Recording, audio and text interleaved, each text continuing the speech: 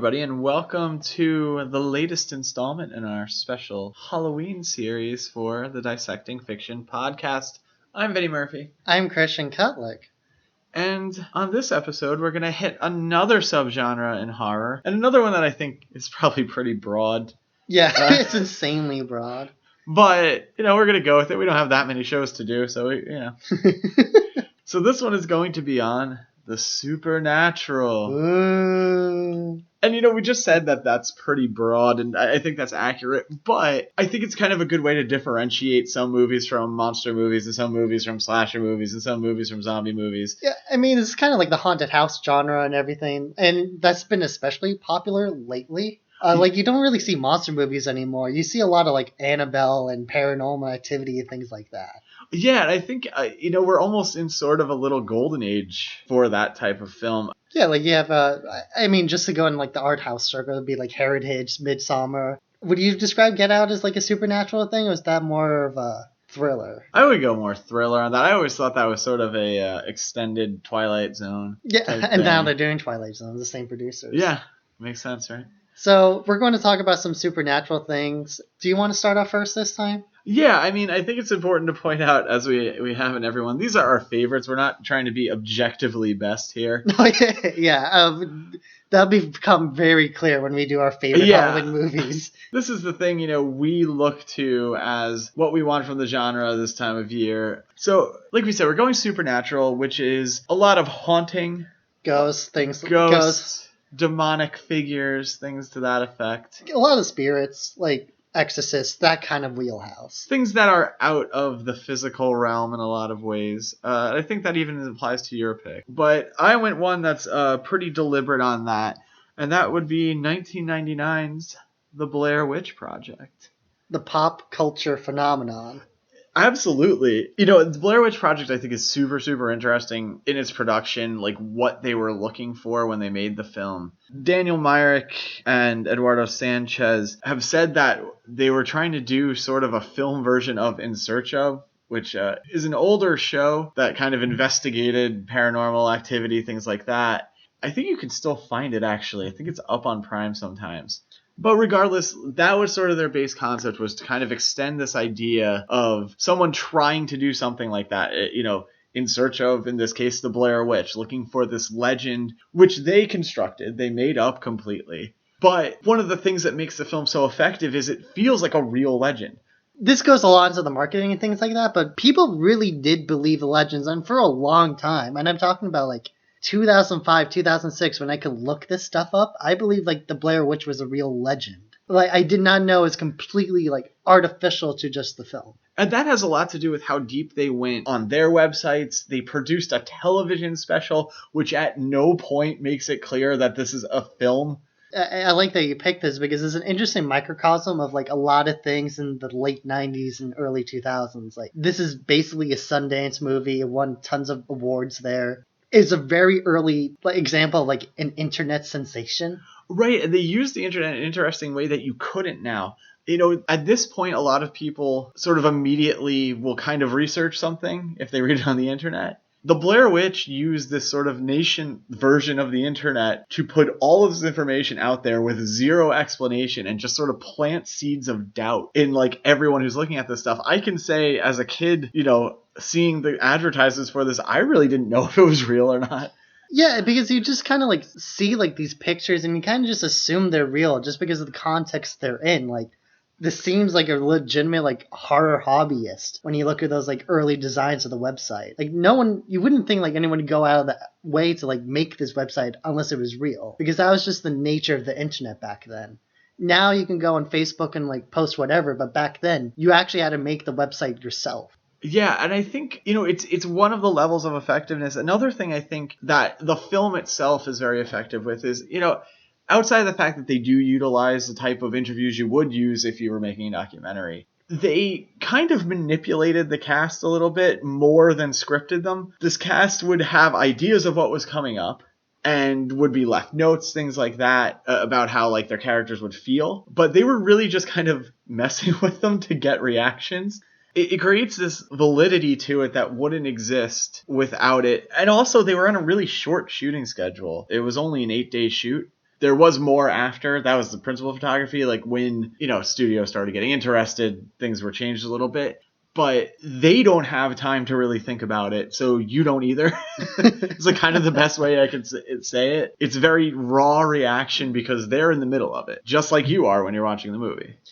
Yeah, and also, like, that has to do a lot with the editing, too, I believe, because you kind of have to make this concise movie out of this kind of vague, I guess, sensation, where you're just kind of trying to make this weird feeling of, like, something creeping up on you this entire time. The movie runs under an hour and a half, which I think is one of the smartest things they did, partially because they covered so much of the ideas in other media, which is a really cool thing. Like, if you want to know more, you could immediately know more, and you did. Or you had run into the television special, still weren't sure what was going on, but now had these ideas in the back of your head. And it's a very different experience than even any other found footage film. You want a director who's fearless, right? You want someone who's going to take risks, but you also want them to be scared because you want a director who is looking to make something that's going to function. And I think because of how foreign found footage was at this point, there are examples before this of found footage films. But because of how untested it was, I think part of the reason this works is because how closely the filmmakers were watching it to make sure they were actually making a movie. I like that example. Like, you don't want a director that's too fearless, right? Because if you have a director that's completely fearless, you get like Heaven's Gate. Sometimes you might get Apocalypse Now, but that's a pretty rare occasion, right? But this is also, like, I think it has to do with its budget too. It's like $1 million, which is kind of a lot in the 90s. But like the fact that it was shot so cheaply, you feel that in the film itself, that the cheapness of the film itself makes it feel more real. Yeah, and I'm not even sure that $1 million was the budget for what they actually shot. I think that might have kicked in afterwards too, when it started getting buzz. Yeah, I'm sure that's like mostly marketing at that point, because that was the distribution deal, it seems like. Yeah, because I know their percentage of profit was like insane. Like for what they spent on this movie and how much they made, it was just nuts. If you're looking for more about this movie, if you look back on the Dissecting Fiction site, I did do a review for a book written about the production of the film by Russ Gomm for Arrow Books. Not the longest book in the world, but really good and really good information. Also, if you want to check out Good Bad Flicks, which you could probably find immediately after you listen to this, he does an excellent little video on the production of the film too. This film also had like a big influence later down the line, especially with Blumhouse Productions. Like, you kind of see this film existing in like Paranormal Activity and all these other like found footage quote unquote films. What we were talking about with that being, cautious directing, I think a lot of the later found footage films aren't. No, they're not. I don't particularly like them, but I know they were very big sensations. They were mainly popular because they're cheap.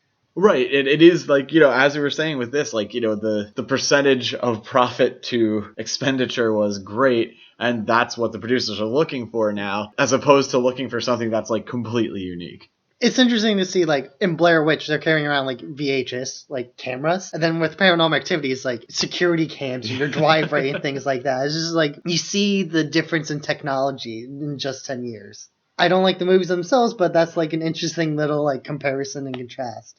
Yeah, I'm not the biggest fan of Paranormal Activities either. I think there are effective moments, and I think for what they're telling you it's fine, but I don't see anything special.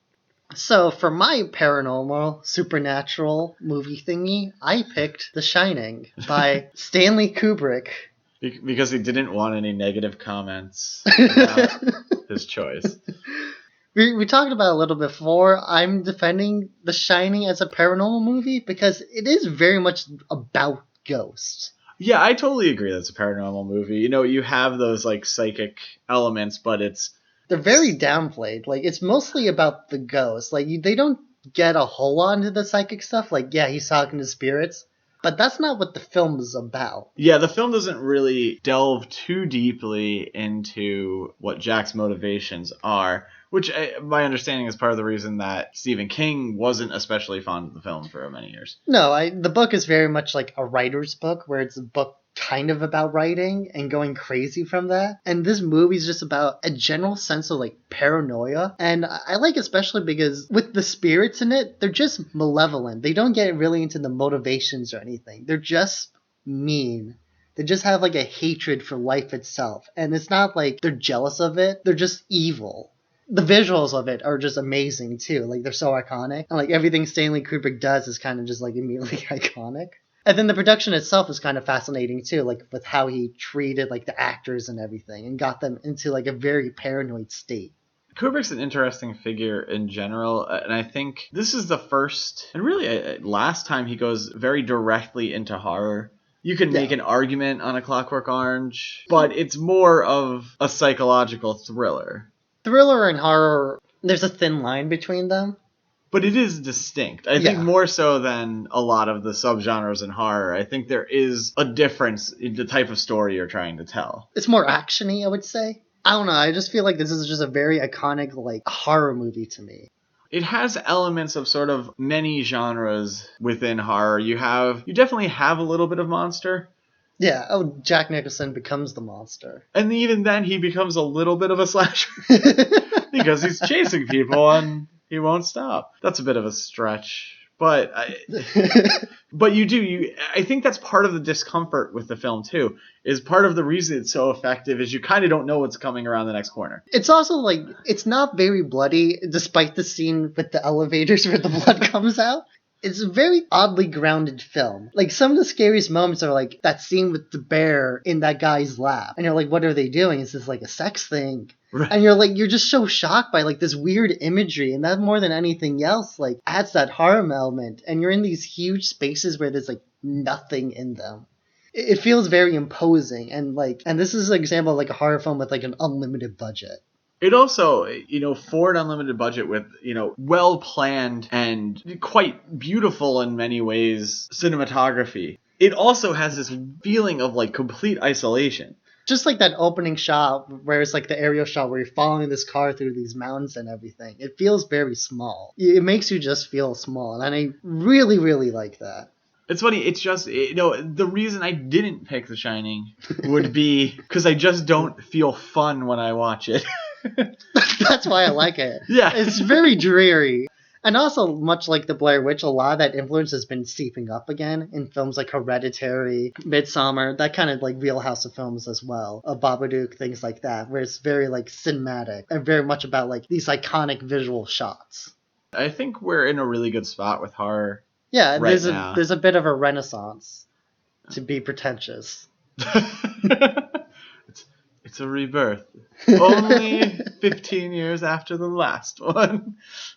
I think paranormal films are effective and have shown their longevity because they work in any era because they're not affected by technology. That's an interesting point. The threat isn't affected by technology. The way the threat manifests might be. Well, even then, like, it's an entity you don't see most of the time. Right. So you can kind of play with that in a lot of different interesting ways. Like, ghost stories have been a part of cinema since, like, the beginning. And a haunting where things can break the rules of science can create isolation in environments where now it's very hard to be isolated. Like slashers suffer now because it's so hard to have someone completely isolated. Yeah, you always have cell phones. So you always had to come up with some contrived reason. But like paranormal, like supernatural element always lends itself like, oh, the ghosts are like distorting technology. Like ghost shows are built around that. Like, oh, there's static. That's a ghost. That's a ghost coming in. And I think that's why you see a lot of like paranormal stuff coming back now, even though a lot of it's rooted in like the 80s and things like that. Like we said earlier, Annabelle, Paranormal Activity, the Haunting series, where it's like Haunting in Connecticut House or whatever. So I think we covered everything we wanted to with the paranormal stuff. We have one more of these coming up. We might have something else coming up for Halloween too. We're going to be non-committal. But please follow us on all social media. Just look for Dissecting Fiction. We don't have to list it this time. We want you to hit that little bell so you know when new things go up. And like as we've proven, we've been pretty rapid with these in the past couple of weeks. And please comment. Let us know what you're thinking. We haven't been getting a lot of comments. We've been getting more subscribers. We've been getting more views, but we have not been getting really comments. But thank you for listening, and we will present another show to you soon.